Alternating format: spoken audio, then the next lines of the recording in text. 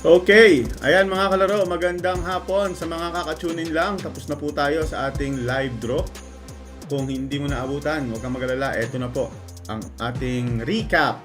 Kung first time, huwag kalimutan mag-subscribe. Kung hindi ka pa nagla-like, paki-like na rin po. Makakatulong po yan sa ating channel. Ang hindi mag-like, hindi mananalo ha. So i-like nyo na, pakasakali. So kung kayo po ay may ticket, eto po ang mga lumabas na number ngayong alas 2 para sa ating 2 PM 3D Lotto. Ang lumabas na numbers ay 988. So kung ikaw po ay nag-rumble, 15 po yan dahil dalawa yung 8. Pag magkakaiba po yan, 750 lang ha, sa mga hindi nakakaalam.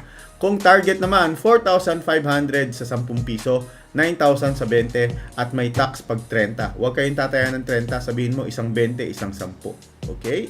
Tip ko yan, tip.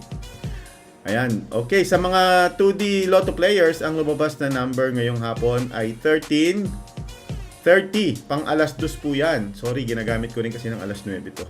Ayan, alas 2, 13.30. Panalo ka ng 4,000 sa bawat 10 piso. Again, 20 lang dahil pag nag-30 ka, 12,000 yan.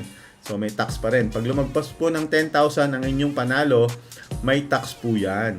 Tandaan po natin yan. Okay, thank you very much sa mga nanood ng live. Bago tayo umalis at ulitin ng live draw, meron po tayong Lotto Outlet. Kung gusto nyo pong tumayan ng Lotto nang hindi na pinapawisan sa pila, i-message nyo kami dyan. Taya Tayo Lotto Facebook page. Ako po yung nandyan sa ka-teller natin.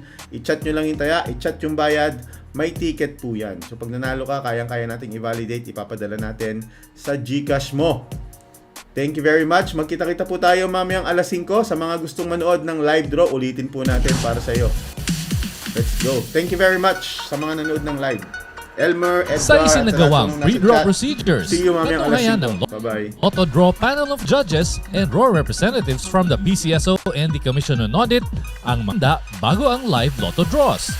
Sa mamamagitan ng machine inspection at testing, siniguro po na maayos ang